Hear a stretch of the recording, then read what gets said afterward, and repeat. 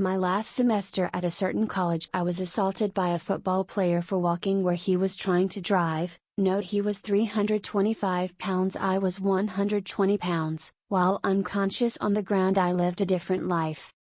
I met a wonderful young lady. She made my heart skip and my face red. I pursued her for months and dispatched a few jerk boyfriends before I finally won her over. After 2 years we got married and almost immediately she bore me a daughter. I had a great job and my wife didn't have to work outside of the house. When my daughter was 2, she, my wife, bore me a son. My son was the joy of my life. I would walk into his room every morning before I left for work and doted on him and my daughter. One day while sitting on the couch, I noticed that the perspective of the lamp was odd, like inverted. It was still in 3D but just wrong. It was a square lamp base, red with gold trim on 4 legs and a white square shade. I was transfixed. I couldn't look away from it. I stayed up all night staring at it. The next morning I didn't go to work. Something was just not right about that lamp.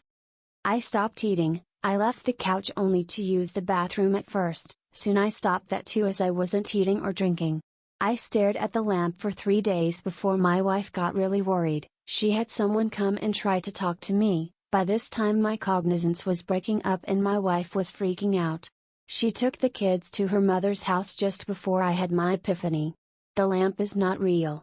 The house is not real, my wife, my kids. None of that is real. The last 10 years of my life are not real. The lamp started to grow wider and deeper. It was still inverted dimensions. It took up my entire perspective and all I could see was red. I heard voices, screams, all kinds of weird noises, and I became aware of pain. A ton of pain. The first words I said were, "I'm missing teeth," and opened my eyes. I was laying on my back on the sidewalk surrounded by people that I didn't know. Lots were freaking out. I was completely confused.